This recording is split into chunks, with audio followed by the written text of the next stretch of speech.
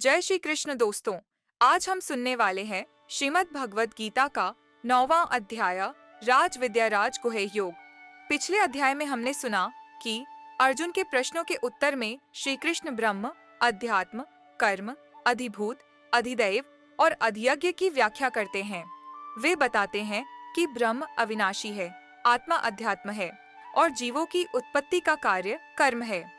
भगवान बताते हैं कि मृत्यु के समय जो भक्त उन्हें स्मरण करता है वह परम गति को प्राप्त करता है। ओम का जाप करते हुए ध्यान में स्थित होकर देह त्याग करने वाला भक्त भगवान को प्राप्त करता है। श्री कृष्ण यह भी समझाते हैं कि योगी ब्रह्मलोक तक पहुंच सकते हैं, लेकिन केवल अनन्य भक्ति ही उन्हें परम धाम तक पहुंचाती है। दो मार्गों देवयान और पितृयान के माध्यम से आत्मा की गति का वर्णन करते हुए भगवान बताते हैं कि जो योगी इन रहस्यों को जानता है वह जन्म मरण के बंधन से मुक्त हो जाता है। अंत में वे कहते हैं कि यह ज्ञान वेद, यज्ञ, तप और दान से प्राप्त पुण्य से भी श्रेष्ठ है। चलिए अब हम सुनते हैं अध्याय 9 राज विद्या राज गुह्य योगली। श्री भगवान बोले, तुझ दोष दृष्टि रहित भक्त के लिए इस परम गोपनीय विज्ञान सहित ज्ञान को पुनः भली भांति कहूंगा, जिसको जानकर तू दुख रूप संसार से मुक्त हो जाएगा।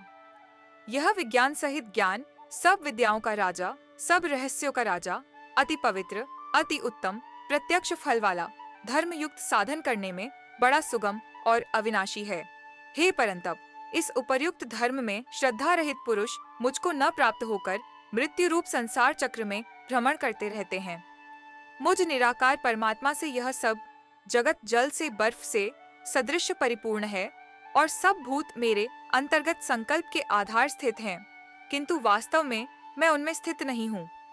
वे सब भूत मुझ में स्थित नहीं हैं, किंतु मेरी ईश्वरीय योग शक्ति को देख कि भूतों को धारण पोषण करने वाला और भूतों को उत्पन्न करने वाला भी मेरा आत्मा वास्तव में भूतों में स्थित नहीं है। जैसे आकाश से उत्पन्न सर्वत्र विचरने वाला महान वायु सदा आकाश में ही स्थित है, वैसे ही मेरे संकल्प द्वारा उत्पन्न होने से संपूर्ण भूत मुझ में स्थित हैं, ऐसा जान। हे अर्जुन, कल्पों के अंत में सब भूत मेरी प्रकृति को प्राप्त होते हैं, अर्थात प्रकृति में लीन होते हैं, और कल्पों के आदि में उनको मैं फिर रचता हूँ। अपनी प्रकृति को अंगीकार करके स्वभाव के बल से प्रतंत्र हुए इस संपूर्ण भूत समुदाय को बार बार उनके कर्मों के अनुसार रचता हूँ।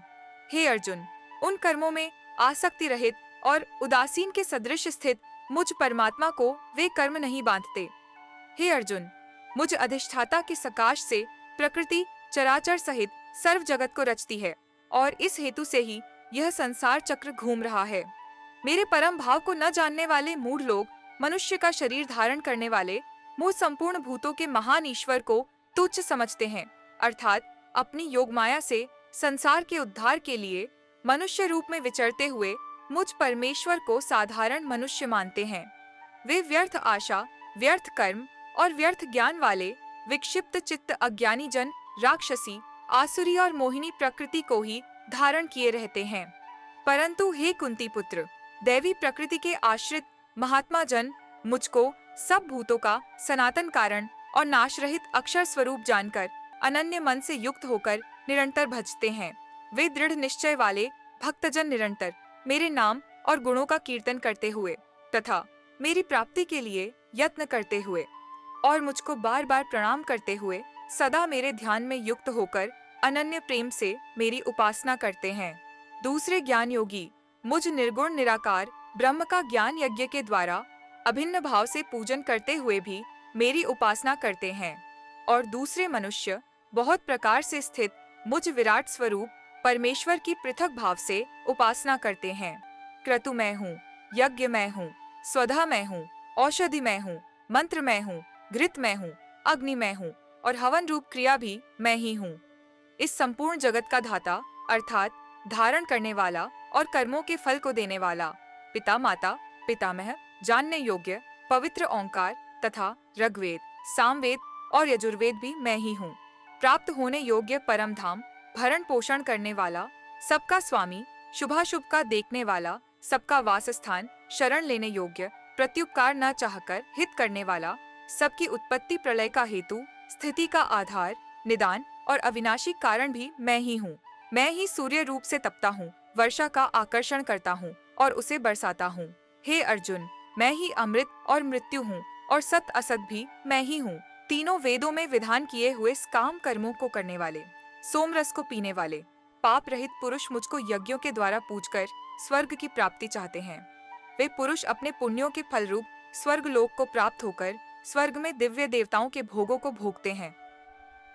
वे उस विशाल स्वर्गलोक को भोग कर पुण्य क्षीण होने पर मृत्यु लोक को प्राप्त होते हैं।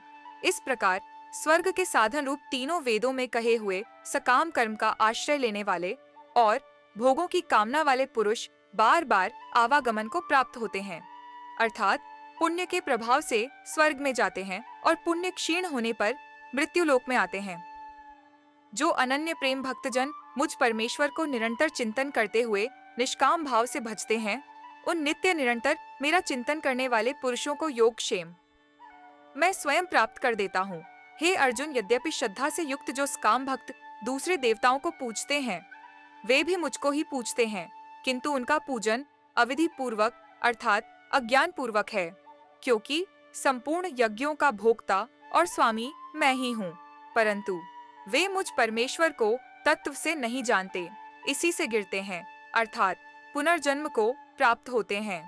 देवताओं को पूजने वाले देवताओं को प्राप्त होते हैं, पितरों को पूजने वाले पितरों को प्राप्त होते हैं, भूतों को पूजने वाले भूतों को प्राप्त होते हैं और मेरा पूजन करने वाले भक्त मुझको प्राप्त होते हैं। इसलिए मेरे भक्तों का पुनर्जन्म नहीं होता। जो कोई भक्त मेरे लिए प्रेम से पत्र, पुष्प, फल, जल आदि अर्पण करता है, उस शुद्ध बुद्धि निष्काम प्रेमी भक्त का प्रेम पूर्वक अर्पण किया हुआ वह पत्र पुष्पादि मैं सगुण रूप से प्रकट होकर प्रीति सहित खाता हूँ। हे अर्जुन, तू जो कर्म करता है, जो खाता है, जो हवन करता है, जो दान देता है और जो तप करता है, वह सब मुझे अर्पण कर। इस प्रकार जिसमें समस्त कर्म मुझ भगवान के अर्पण होते हैं, ऐसे संन्यास योग से युक्त चित्त वाला तू शुभाशुभ फल रूप कर्म बंधन से मुक्त हो जाएगा और उनसे मुक्त होकर मुझको ही प्राप्त होगा। मैं सब भूतों में संभव से व्यापक हूँ, न कोई मेरा अप्रिय है और न प्रिय है, परंतु जो भक्त मुझको प्रेम से भजते हैं वे मुझ में हैं और मैं भी उनमें प्रत्यक्ष प्रकट हूँ। यदि कोई अतिशय दुराचारी भी अनन्य भाव से मेरा भक्त होकर मुझे भजता है तो वह साधु ही मानने योग्य है, क्योंकि वह यथार्थ निश्चय वाला है, अर्थात उसने भली भांति निश्चय कर लिया है कि परमेश्वर के भजन के समान अन्य कुछ भी नहीं है। वह शीघ्र ही धर्मात्मा हो जाता है और सदा रहने वाली परम शांति को प्राप्त होता है। हे अर्जुन, तू निश्चय पूर्वक सत्य जान कि मेरा भक्त नष्ट नहीं होता। हे अर्जुन, स्त्री, वैश्य, शूद्र तथा पापियों चांडाल आदि जो कोई भी हो, वे भी मेरे शरण होकर परम गति को प्राप्त होते हैं। फिर इसमें तो कहना ही क्या है, जो पुण्यशील ब्राह्मण तथा राजर्षि भगवान मेरी शरण होकर परम गति को प्राप्त होते हैं। इसलिए तू सुख रहित और क्षण भंगुर इस मनुष्य शरीर को प्राप्त होकर निरंतर मेरा ही भजन कर। मुझ में मन वाला हो, मेरा भक्त बन, मेरा पूजन करने वाला हो, मुझको प्रणाम कर। इस प्रकार आत्मा को मुझ में नियुक्त करके मेरे परायण होकर तू मुझको ही प्राप्त होगा। इस प्रकार उपनिषद, ब्रह्म विद्या तथा योग शास्त्र रूप श्रीमद् भगवद गीता के श्री कृष्ण अर्जुन संवाद में राज विद्या राजगुह्य योग नामक 9वां अध्याय संपूर्ण हुआ। अगर आपको यह हिंदी अनुवाद अच्छा लगा हो तो वीडियो को लाइक, शेयर और सब्सक्राइब जरूर करें और साथ साथ अपने परिवारजनों और मित्रों के साथ भी शेयर करें। धन्यवाद।